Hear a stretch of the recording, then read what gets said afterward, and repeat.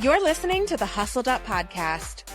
We're Holly and Laura, besties since birth, cleaning business owners, multi-passionate doers, and founders of the Hustle Haven, a modern business education and networking collective built for fellow entrepreneurs who crave growth, support, and real connection.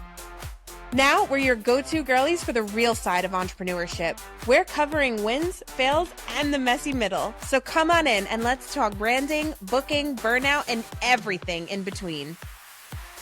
If you're in serious need of tips, tea, total transformation, and that let's freaking go energy, you're in the right place. Grab your earbuds, turn up the volume, and let's hustle up.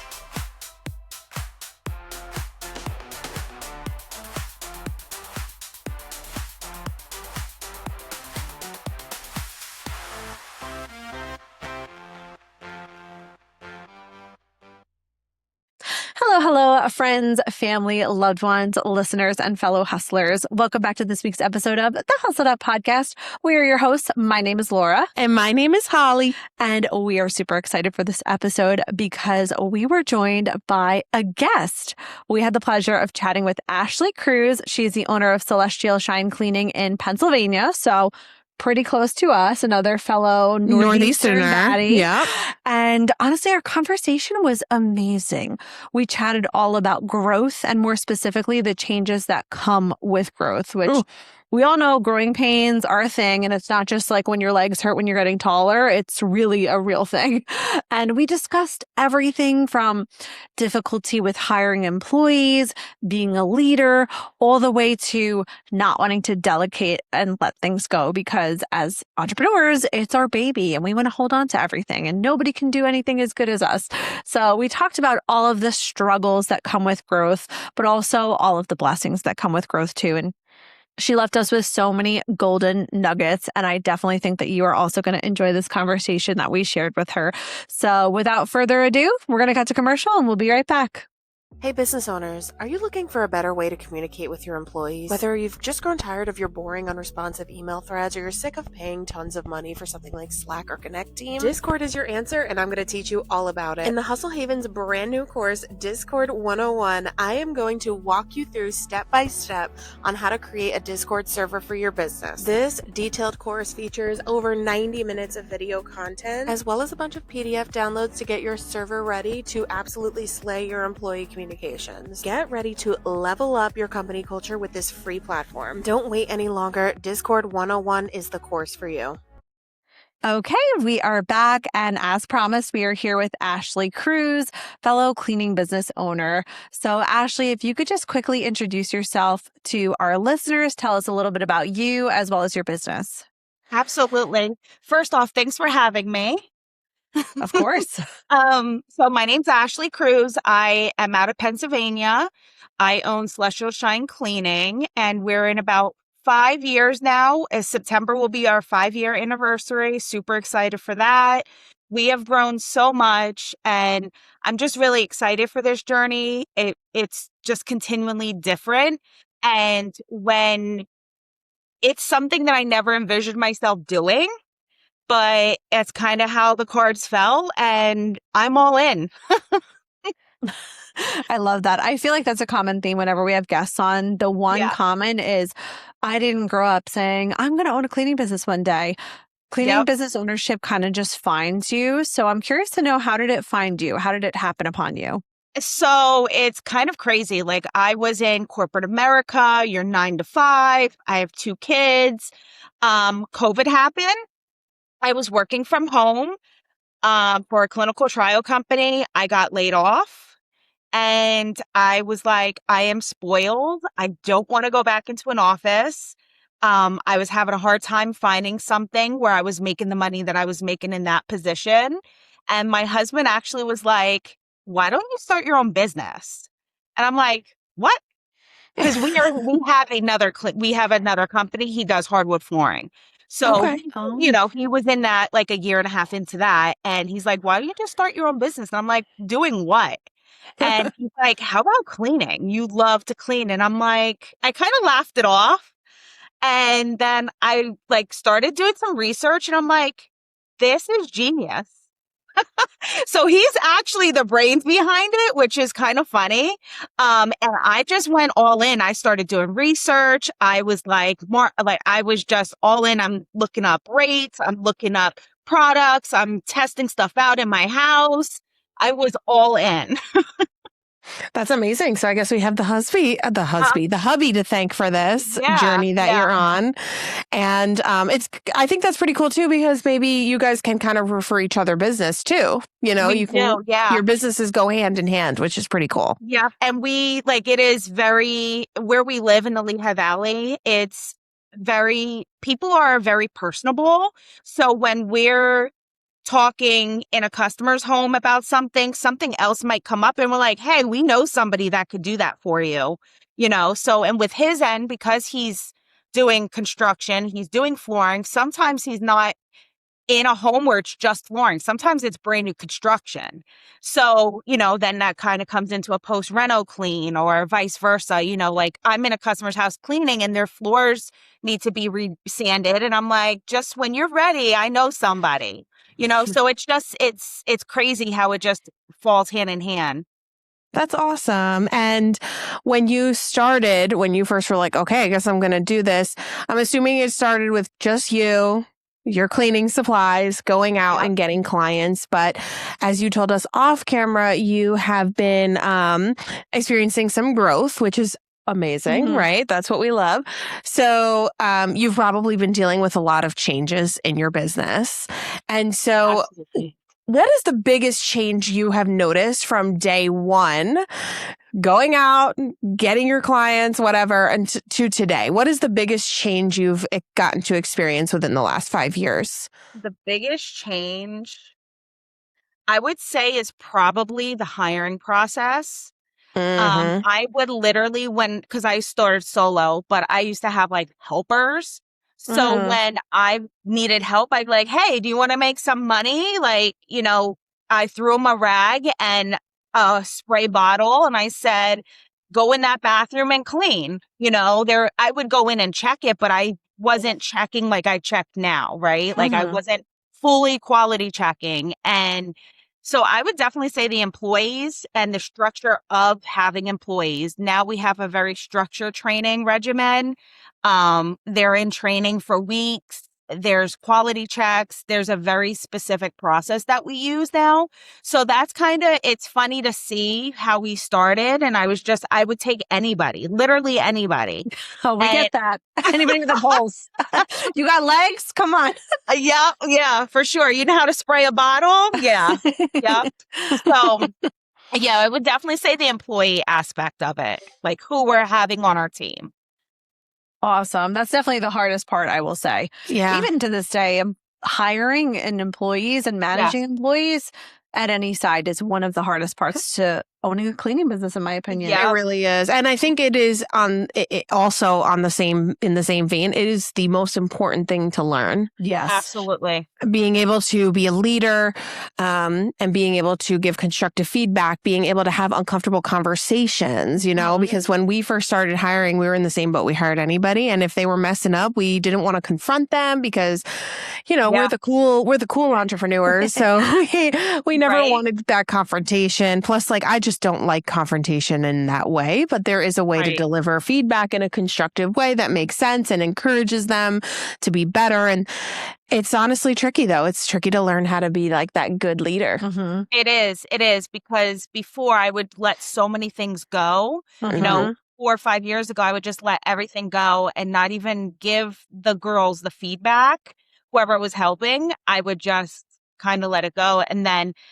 And now it's different. I have to give them the feedback because they can't grow if they don't know what they're not doing properly or what they're doing great, what they're actually achieving. So it's definitely different and it's nice, but business owner to business owner, we still struggle. Sometimes we have somebody that's great on paper. They're great in the interview. They're great on the trial run. And then all of a sudden it's what's going on? Like, where were you 2 weeks ago? Like, this is a totally different person now. You don't care as much as you did 2 weeks ago. So, it's still a struggle. And then on the opposite side, you get somebody that's absolutely amazing. You're like, please never leave us. We get that too. We have one of our girls actually is here in the office today, but we tell her all the time, you're with us until death. I know. Yep. She probably can hear us right now and is rolling her eyes actively. Oh my gosh. Well, I would love to know, because we're talking a lot about growth. When you did first start off, when your husband had this wild, crazy idea for you to open up a cleaning business, was the goal always to grow it big? Or when you started, were you like, I'm just going to go out and clean some houses? What was your intention when you started? For me, as soon as he gave me that idea and I started doing the research, I was like, I can do this. We're going to grow. So immediately I was on it, and I had goals, and I wrote them down. So it definitely was, once I was in. Like, there was no, let me just do this for a little bit and see how it works. That's awesome. Yeah. I feel like for us, I was like, I'll do it for a little bit right now to make money. I didn't even know that you could grow a cleaning business. I had no idea. When Holly, because Holly backstory is the one that convinced me to start this cleaning business with her, my exact words were, I don't want to clean toilets the rest of my life, because I didn't even know that being mop free was a thing. I told her, too bad. We're starting this business anyway, and we'll see what happens. Okay. I love it. And now look at you girls, right? Yeah. It's really cool. You don't, I don't know if everybody realizes that when you start, and there's something very special about the cleaning industry, especially because so many of us kind of fall into it by accident. So I think that everybody is super humble when they dive into it, and they don't think what's possible. And I know we didn't. So once we started to grow, and then we started to hire, and then we started hiring office staff, and it was like every step of the way I was like, whoa, I can't believe this is the next step. I can't believe this is what's happening. And then we were like, let's start a podcast. Let's open another business. I love it. A lot of people in the cleaning industry specifically don't realize like all that stuff is possible. Like, you can have a full office. You can have, you can have freedom to pursue other passions, to open other businesses. You can have a full staff and office people backing you up. Like, you can have all of these things. And I think other industries may understand that, and they may know that, but the cleaning industry, we don't always know that. We jump in and we're like, okay, I guess we're just going to clean for a lot. And even solo cleaners, they make good money. Oh, yeah. So it's still very lucrative no matter what stage of the business you're in, but it's pretty cool to like learn like, oh wow, there's like a lot that's possible here. Right. And just to kind of piggyback off that, like, I knew I wanted to grow it, but I didn't know that, like you said, there was so much behind it, that to what extent it could grow. Right. Yeah. Like, I knew I wanted to have a lot of customers. I knew I wanted to have a couple employees, but I never envisioned it going from a written calendar, right? Manual text messages to let people know that I'm coming to clean their house, to now using Jobber and using, full on structured programs. It's crazy. Yeah, I know. And now with technology, it's even easier. But what's cool is that, and just going on a little tangent here, I don't think like our industry will ever be fully replaced by technology. I mean, unless they introduce a fully cleaning robot, but that's not going to happen for a while. So it's pretty cool. But the technology that we do have, like Jobber and CRMs and automations, like, it does make our lives easier. We did the manual texting as well. And oh gosh, when I found out that Jobber, which I love that you're a fellow Jobber girly, but when I found out that Jobber does automated text messages, my entire world had changed. I didn't realize everything else that you could do. I remember I was at a meetup one time with other cleaning business owners on Long Island, and the girls were like, what CRM do you use? And I was like, what's a CRM? I didn't even know. I didn't even know. Google it, because I was too embarrassed to say I don't know what a CRM is. And now I did can't the imagine. same exact thing. Yep. Same exact thing. I had no clue, And even you don't know what you don't know. Like, the manual text messages, even the invoices. So when I first started, everything was calendar, paper and pen. I would send that, like, I would tell them how much, and a lot of it was through like Facebook Messenger too. So I would send them like, hey, if this is what's due, do you want to Venmo me? Right. So it Wow. was even that, like, and then I went from that to another, I found a program that like did the invoicing for you. So that was nice. That was one step up. And then I went to another one, and then I went to ZenMaid, and then now I'm at Jobber. So there's definitely like, all the different steps for Yeah. invoices and communication to customers. Yeah. And you don't have to chase down those payments if you get the cards on file and you have Right. Jobber do the auto charge. Oh, it's beautiful. It's like, I know, nice. it's so great. Yeah. It's all really cool stuff that comes as you start to, because I think a lot of people when they first start out, they don't really have, that's another thing about the cleaning industry. It's rare that people start with like an investor or like a lot of like starting capital. Usually like you're going out, you're picking up a mop and a bucket and you're like, I'm just going to try this.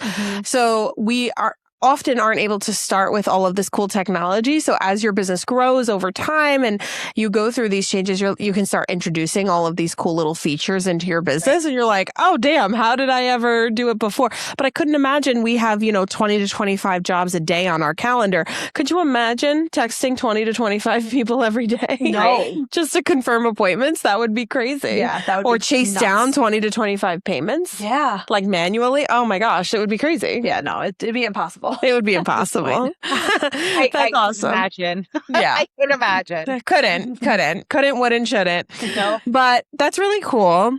I would love to know more about, and have you kind of educate our audience as well about your role as the owner of the business, right? So when you start off, especially in the cleaning industry, you are just kind of the technician, right? What book is that from? The E-Myth. The E-Myth, right? Yep. So they have can you refresh me on this if you remember? Oh my gosh, it's been so long. It's the technician, You're the manager, the manager, and the CEO. the owner, Yeah. CEO.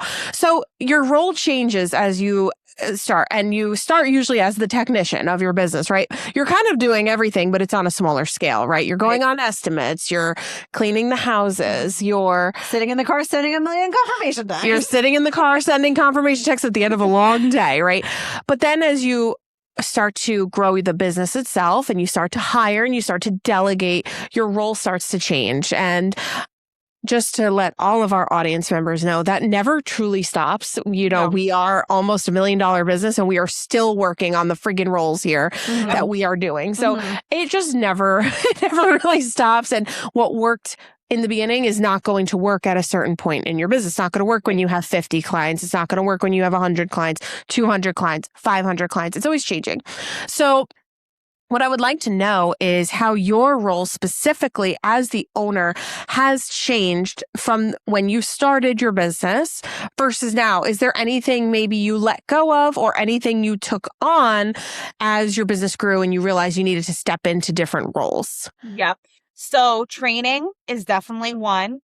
I actually have a trainer. I have two trainers. I have a head trainer and then an assistant trainer.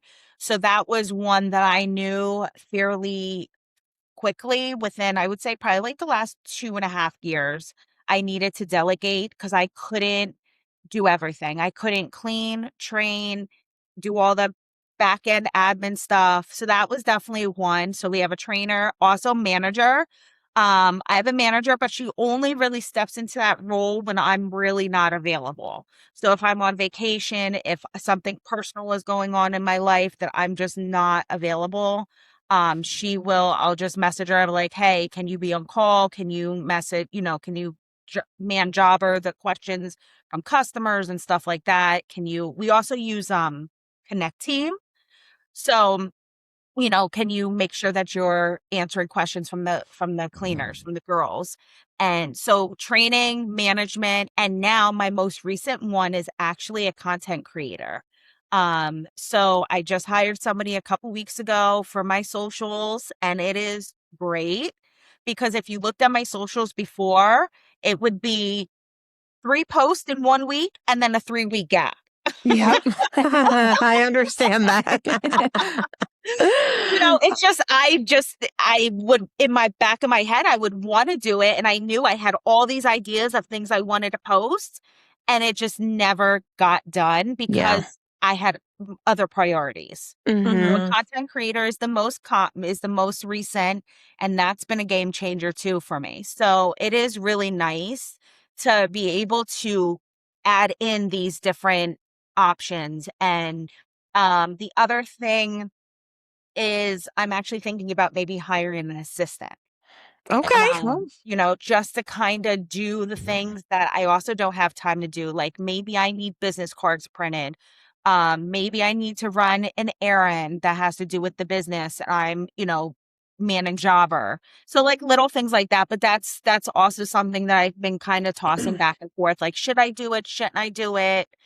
But yeah, it's one thing at a time. Yes, it is. And it's funny because I've been begging I Laura. was gonna say, don't bring up wanting an assistant. I've been begging Laura for an executive assistant for so long now. And I'm like, I need one so bad. Honestly, it is a smart decision. I don't know if you've ever read Dan Martell's book, Buy Back Your Time, but that is the number one thing he says you should hire for first. He's like, you will not be successful until you can get yourself an assistant. That is like the one position. Someone who can take those little things off your plate. Like we've been meaning to buy plane tickets for 10 years now for CleanCon. And I'm like, if I had an assistant, they could just buy the plane tickets and I would have to go surfing on all these websites. It's like all those little things, the little things, the plane tickets, the merchandise, the supply orders. Yes. Do I need to deposit a check in the bank? Things like that. Yep. Bank runs. Yep. If you use company cars, even I used to work as an assistant actually. And she often she used company vehicles and she had me gas up the company vehicles every week so that because I guess the technicians didn't have, because it was a cleaning company also, the technicians didn't have access to like company funds. So she would have me do that. So little things like that were really, really helpful for her. So I think an assistant is a good next step for sure, or for you and for us. Yeah, do it. Okay, we could do it. We could do it. Next year, maybe 2027. I love it. Speaking of all these changes and whatnot with your role and the business, what would you say has been the most difficult part of growing your business? Like, what is the biggest growing pain that you've personally experienced? I would say probably delegating, like actually letting go. Yes. Yep. Giving that control up and like, cause it's speaking our language. I'm not there yet. I'm not 100%, delegated, but it's getting there. But that would definitely, I would say, because in my head, I was like, can they handle it? Are they going to train properly? How are they going to answer a customer? Are they going to forget to respond to a message? And it just, let's be honest, right? Nobody cares about your business as much as you care about it. Yeah. Right. So it's hard to let go. Yeah, it is.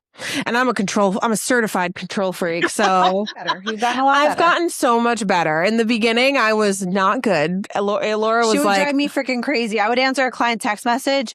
Or I would post to social media and she would edit it, which I was like, okay, you can edit if I made a spelling error, grammatical error. She would change the emoji. And I still bring this up to I'm like, there was nothing wrong with my emoji choice. I would change the emojis. I would edit grammar and stuff too. And I'm like, that's a little more understandable. Like, it didn't need. It was still a little crazy. I admit that I was a little bit. At least you own it, right? You own it. You own it. And I think that's really important. It's an important part of growing a business is that my name is Holly. I have a problem. I have a control problem. I do. I still have it. But I think one of the most important parts of being able to actually grow a business and scale it is to be able to pass things off and allow your team to make mistakes. Yes. Be willing to coach them through the mistakes, but also make sure you have systems in place to ensure that the mistakes are minimal, right? And that they're not always coming to you. Because even if you delegate something, but you don't have proper systems or things documented, they're constantly still going to be coming back to you and asking you questions. Right. So that's not proper delegation. If you still need to be the one where they're going to for all the answers, or if they're still bothering you and you can't make time for needle moving tasks, things that a CEO should be doing, that's not proper delegation. So that's something that is a learning process for Laura and I, because it is hard. I know it all in my head. So getting it down onto paper and then handing it off to somebody and then trusting them to do it the way you would do it is, or at least good enough pass for, whatever the task is. It's just, it's tough. It really is. It is a tough part of growing a business. So it is. And I'm blessed that, when I am on vacation, I do have a manager that can handle it. She doesn't ask questions. She can handle it. And the problem is the reason why she's not completely 100% a manager is because I still need her in the field. Yeah. She's also a deep clean specialist and a trainer. So, we're working through some stuff where I would like her to be out of the field a little bit more and more in the manager role. But that's how it goes with structure. And you have to have the backup before you can make the changes. Yeah, we're in the same boat with that too. We have our head deep clean specialist. We're starting to pull her into the office because we need her to run things in here. She's more organized than we could ever hope to be. Oh yeah. So in the new year, hopefully she will be in here 5 days a week. But it is hard, and you got to do it little at a time. First, it started with her working in here half a day a week, and then it was 1 day a week, and now she's in here 3 days a week, which is so helpful for us. But a little bit at a time. Yep, exactly. Exactly. That's great. I want to ask a little bit more about your personal development, right? Because we've talked a lot about growing the business. You learn to delegate, you hire, all of these things that you have to do, putting systems into place. But there comes a point, or maybe several points, where you're like, oh, I need to change parts of me in order to grow this business, right? So on the personal side, do you think that you have had to change anything personally, either about yourself or about something within your personal life? Was there something you needed to do to be okay, I need to do this in order to keep growing the business? That's a great Absolutely. question. So I'll be honest with you, and I mean, this kind of goes hand in hand. It's that work-life balance. Yeah. So I used to answer emails and text messages all hours of the night, right? So I stopped that. That was one of the biggest things I had to stop because I had to set those boundaries. Yeah. So for me, that was a big growth area. Because when I get a message, I want it fixed right away. I want to handle it right away. So that kind of piggybacks with the control issue, right? So that was one thing for sure where I had to grow a lot. The other thing I would say is not taking things so personal. Knowing that I'm genuinely doing the best that I can as a cleaner, as a business owner, as a boss, because sometimes, you get feedback from a customer, you get feedback from employees, and you're just that's not really how it happened, or I know I did the best that I could do. And for a long time, I really would beat myself up over it, and I couldn't let certain things go. And I really had to grow in that aspect so that I could continue growing. And I'm not saying that, customers are right or wrong. It's just you have to be able to take that feedback, either fix it and move on. You can't just dwindle in it, right? Yeah. And beat yourself up. So I would definitely say those are probably the biggest areas that I had to grow personally. Yeah. Yeah. And I think that's common. I know that we had to do the same. We had to develop that thicker skin, learn to set boundaries. We had to learn to compartmentalize, right? Because someone's complaint is not a reflection of your value as a human being, for example. And I still feel this sometimes. It's something that you can't fully let it go, I feel, or at least we can. I mean, we just struggle with it. We've gotten way better. We've gotten better.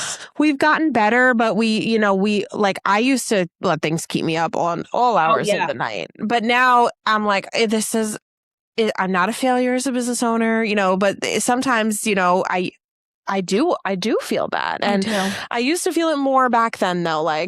Someone would be like, you missed my baseboard. And I'm like, I failed. I need to just give up my business. I'm like, what am I doing? Everything's fine. And you learn to use those tough moments as growing lessons and learning lessons, and but it is tough, and that's really good advice to our listeners who are growing their businesses too, because these are important. These are really, really important things that you have to learn as you grow. And you got to give yourself grace. The same grace that you extend to your employees, you have to give yourself to. I always talk about that. I'm like, we're so quick to give grace to other people. Sometimes you have to give yourself grace. Absolutely. Absolutely. Yeah. And, a lot of times that goes, I feel like more so for me now is, am I being the best boss that I could be? Yeah. I know that our structure as far as on the cleaning side and our protocols are good. We get very minimal complaints. Now it's more on the, am I the best boss that I can be? Do I appreciate, am I showing appreciation to them? Am I too lenient? Am I too strict? So I do still struggle with some of it, but yeah, you're always learning, growing. And at some point you just have to know, did I really do the best I could? And if you did, then you have to just move on. Yeah, that's true. Well, I would love to know as well before we wrap up, because we've talked a lot about growth. So I would love to know, if you don't mind sharing, what your goal is. We kind of talked about your goal by the end of the year. So if you could share that, as well as what is your more long-term goal? Where do you see yourself in your business 5 years from now? Okay. All right. It's a hard one. Yeah, for sure. So, long term, I would definitely say I would like to be in the $1 million range, multi-million, something that I can give this legacy to my children, in probably more than 5 years, but like eventually, do they want to take it over? Is this something that, we're going to sell? But I can't see walking away from it. Right. So I would definitely say multi-million dollar, have no hands in the pot at all. I want to be able to, just have growth and have a successful business that I've created from scratch. I love that. And you will get there. It seems like you're already on a trajectory to get there if you keep working hard. It seems like you really value your clients and your employees. And I feel like as long as you have that, it just takes a little grit. It does. A little grit and perseverance. Yeah, and it does not happen overnight. It doesn't. It doesn't. People on social media will make you think it happens overnight. Yeah, and it can happen fast. But we always say, I'd rather scale at a slower rate and scale clean rather than scale a mess. Yeah. Yes. Absolutely. I agree 100%. Yes. Awesome. Well, this conversation was honestly amazing. And I think that you really shared a lot of golden nuggets with our listeners who are starting to grow, really thinking about the future of their business. So I hope that all of our listeners will take something away from this episode about the importance of letting go of control, about setting boundaries, about compartmentalizing, not taking things personally, all of these really good things. So before we let you go, I'm going to ask you one final question. Yeah. This is always my favorite question. It's, if you could go back and talk to yourself on day one of starting your business, like the first day, now knowing everything that you know from the past 5 years, what is one piece of advice you would give yourself on day one? Ooh, that's a good one. One piece of advice, let's see. I would say keep learning, don't give up. Yeah. Yeah. Yep. Because so many times I've contemplated, like, is this really for me? Should I really keep going? When you have all those things that add up, you have an employee that's upset, you have an employee that quit, you're short staffed. It all just bundles up at once. And then you're like, what do I do? Should I, is this too much for me? But so definitely don't give up, keep going, keep learning, keep the stride, because you got this. Awesome. I love that. Yeah, I think most business owners at some point in their journey have said the words, should I just quit? Why am I doing all this? What am I even doing? So I think that that's great advice. I know we've been there once or twice. Once or twice. 80 times, no, I'm kidding, kind of. Well, this has been so great. Thank you so much, Ashley, for joining us. I feel like we got to know you a little bit better, and I think our listeners did too. And thank you for sharing all of these golden nuggets, because again, I think that sometimes growth just looks, especially on social media, beautiful and sunshine and rainbows, and it's not. There's struggles. Yeah. There's external struggles. There's internal struggles. So I really appreciate you taking the time to come on and chat with us and share your journey. And thank you so much for having me. I love meeting you guys, and hopefully we can chat soon. Best of luck to you also. Thank you. Thank you. We need Thank it. All right. Thank you, everybody, for listening, and we'll see you next week.